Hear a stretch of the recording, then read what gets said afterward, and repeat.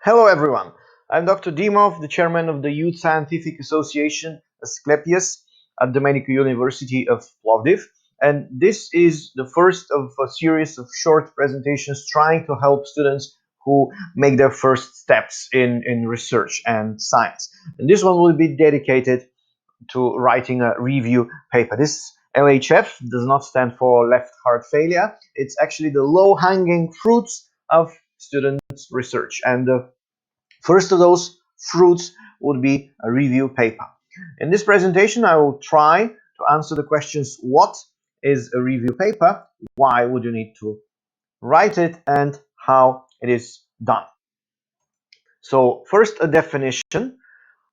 You could find plenty of different definitions in a variety of sources. More or less, they will all come to the same idea. So it's a brief and focused overview, a specific topic, which includes thorough interpretation and analysis of all the relevant published works to that time, all the articles that are related.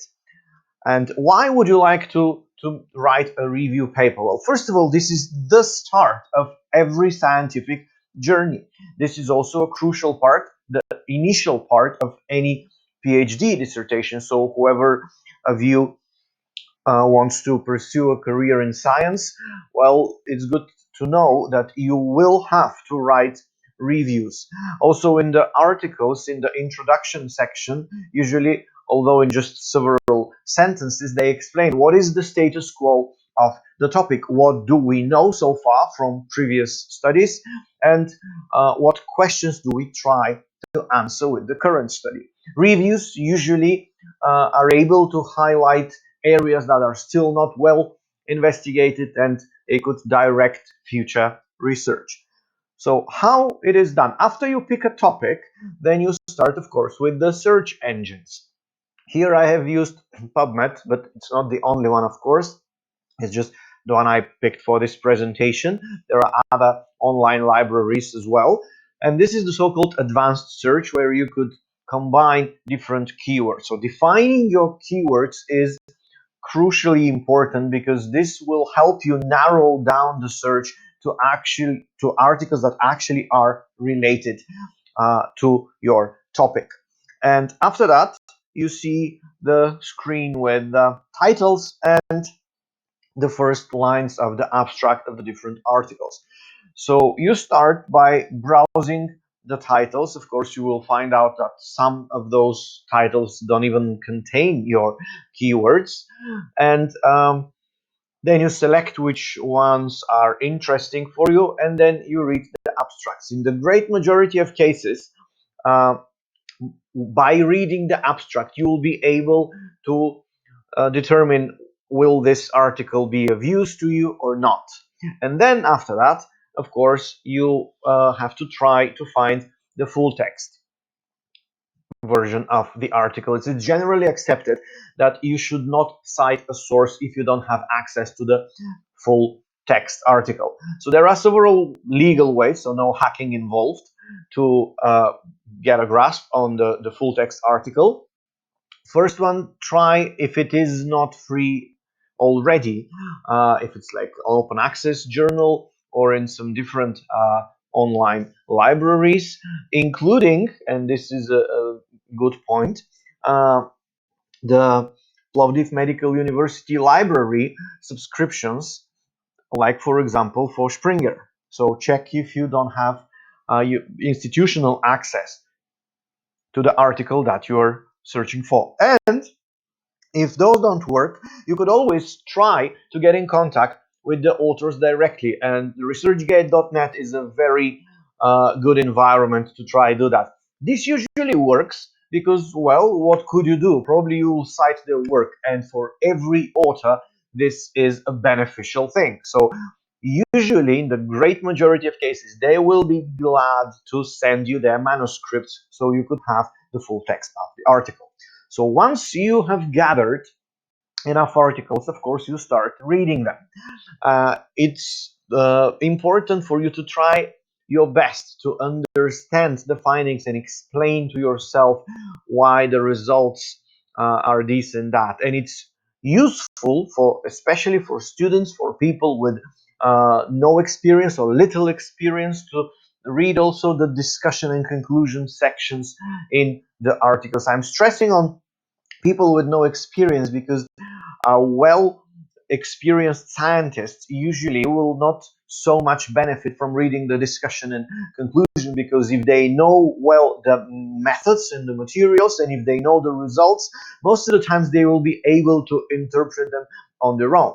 In the discussion and conclusion sections also you could find different speculations, but then again, if two or three different research teams speculate about one and the same idea, then probably it is not just speculation. Do not hesitate also to point out disadvantages or shortcomings of different studies. Most probably they will also be mentioned by the authors themselves, that they are aware of them, and when comparing different studies, this is one of the things you could point out. Try to find the top experts in the field, which usually should not be that hard. I mean, there would be those articles that pop every now and then that are cited by a lot of other scientific teams. So take attention, pay attention to those articles written by the top experts.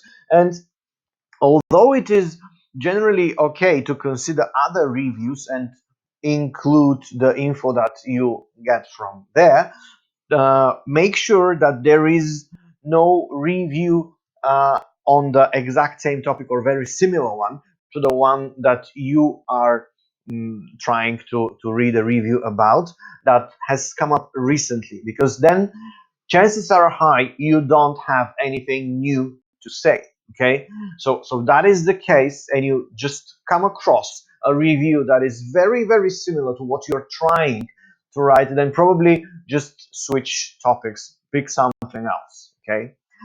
And another term that I would like to clarify towards the end of this presentation is meta-analysis. So what I'm trying to describe so far in this talk is systematic review, which, yes, uses specific criteria.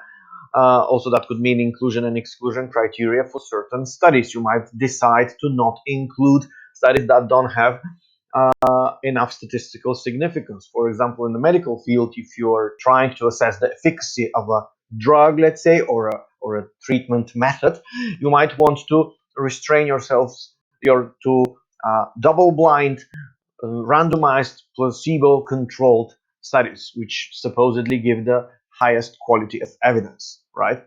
But meta-analysis is a statistical term. It means gathering the information, the data from different studies, but they should be very similar. I mean, similar in the sense of methodology, and then processing the whole database together. This gives you, of course, much higher statistical significance, gives you more statistical power. And quite often, a review contains a meta-analysis. So the take-home messages from this talk are: every scientific project starts with a review, so it's good to have some experience doing that. It could be a lot of hard work, though, but then again, why do it alone? You could try and search for help, make a team, and in the end, it might turn out to be fun. It does not require some specific or expensive facilities or machinery or consumables. It just requires coffee and your time.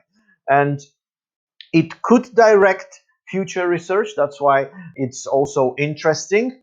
And with choose wisely, I'm referring to the last bullet from the previous slide, actually. So make sure that a similar to what you're trying to create review does not already exist and is not being published recently. Okay, thank you all, and good luck with writing your reviews.